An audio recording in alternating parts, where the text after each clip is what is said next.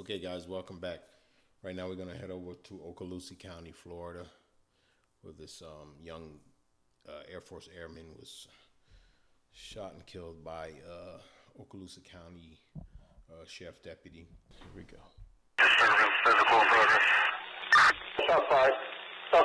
Within 6 minutes of dispatch receiving a call, Okaloosa County deputies reported shooting 23-year-old Roger Fortson. Fortson, a senior airman in the U.S. Air Force, was assigned to the 4th Special Operations Squadron. He entered active duty in November of 2019. The sheriff's office says a deputy acted in self-defense that Friday afternoon after hearing sounds of a disturbance inside Fortson's apartment.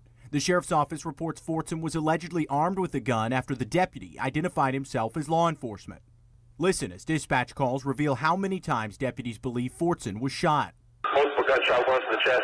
Blackmail. Blackmail, multiple gunshot wounds to the chest. Gunshot wounds in the chest, one exit wound. Okay. Six gunshot wounds. This afternoon, nationally renowned civil rights attorney Ben Crump was retained by the Fortson family. Crump writes witnesses say Roger Fortson was alone in his apartment when he heard a knock on the door and asked who is it, but didn't get a response. A few minutes later, Crump says there was an aggressive knock on the door, but Roger didn't see anyone on the other side. Crump writes Fortson grabbed his firearm and was shot as he was walking back to the living room as police burst through the door.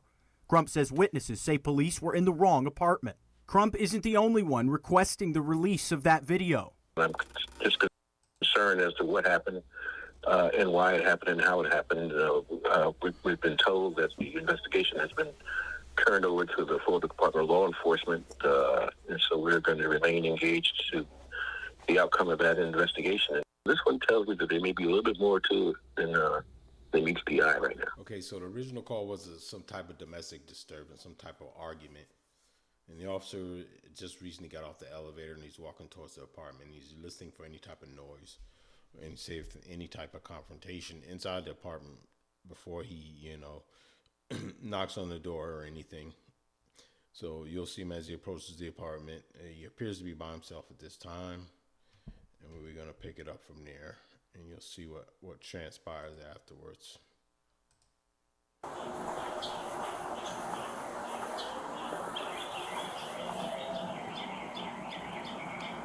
Now he's listening at the door for any type of noise, type of altercation, argument.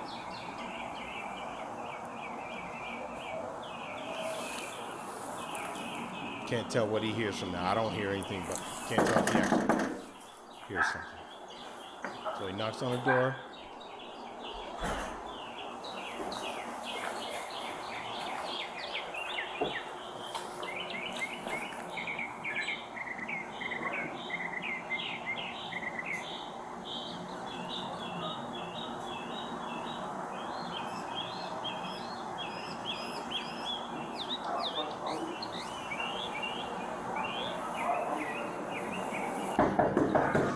Sheriff's office, open the door! So I see he announced himself. Now, they stated he didn't, but he did announce himself. Now, I'm unsure if the person inside can hear him.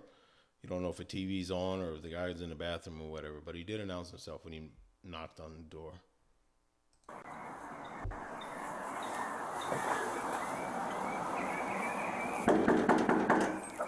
Sheriff's office, open the door! Step out. Drop the gun! Drop the gun! It's over there. Drop the gun! I don't have it. Laid him down. 312, shots fired. Suspect down. Do not move! Well, there it is. Short and quick, unfortunately. Several things there. I don't know, it looks cut and dry, but nothing's cut and dry in this business. Now you see, there was two different scenarios, there two different stories given initially. One from the police, one from the community. The police initially said he shot him in self-defense, and the community says that the officer responded there, went to the wrong place. One report said that the officers covered the peephole when the young man looked out and didn't see anybody. I don't know where they got that from. Maybe it was a witness or somebody. Also, another report that the officer did not announce his presence and identify himself. That clearly did not happen. So you got that scenario there. There's two different points of view here, so you got to look at it from a perspective of the person that's inside. So the person inside the apartment, he gets a knock on the door. They're in Okaloosa County, Florida, and everybody in Florida, as you know, has guns. They have, the stand your ground laws, and everybody has the right to obviously protect their property. So this young man hears a knock at the door, and apparently, supposedly, is unsure is at the door and opens the door holding the firearm. Officer sees the firearm and takes 6 shots. It leaves me speechless, to be honest with you. You look at that, and I look at that scenario so many times. First of all, to answer a door holding a firearm like that, even if you feel that you may be in danger, or the person on the other side of the door is a threat to you,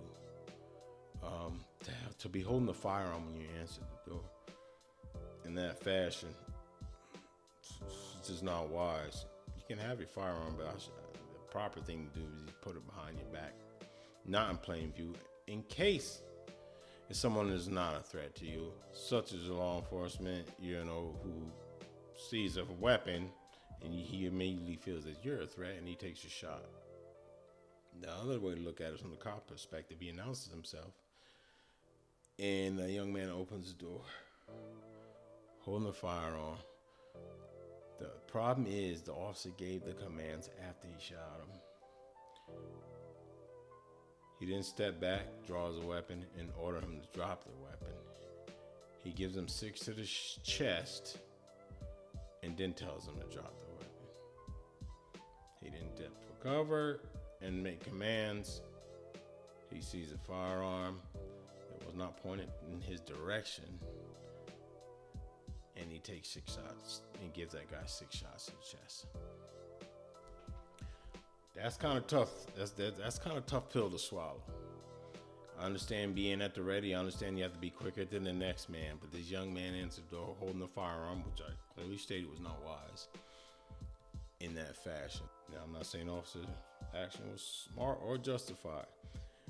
Florida laws, they do things different than good old New York. I just know in New York, that'd be a tough thing to justify. I know now if you say, Sergeant Keenan, how would you handle that? I'm giving commands. I'm stepping back. I'm giving commands. And I'm telling them to drop the weapon. I'm giving commands with my gun up. And I'm telling them to drop the weapon. This is going to be very interesting to see how this plays out. I know everybody wants blood on this one. They want to make it a racial thing. It's going to be very interesting to see how this plays out. We will definitely follow up on this and review it. But it seems to be an unfortunate event. It seems to be that this young man, by all accounts, is a upstanding individual, and and he's serving our country. It seems like it's, in my opinion, my professional opinion, it's an error in judgment on both parties' parts, which resulted in a tragedy. And I don't know if there's going to be any indictment. I don't know. Like I said, a lot more evidence needs to come out. But when it's all said and done, we're going to have to eat this one. And it's unfortunate. Hence the name, Sergeant Keenan double-sided. Sometimes we have to give both sides of it, even if it makes us look bad. I think we dropped the ball on this one in that aspect. I think we could have handled this one a little better. And as I said, things will come out, and pray that these incidences, diminish or come to a cease, because it doesn't have to happen. You guys, you have any questions, any comments, leave something in the chat. I really appreciate your support. Please don't forget to like and subscribe. And we're going to revisit this one. You guys have a blessed night.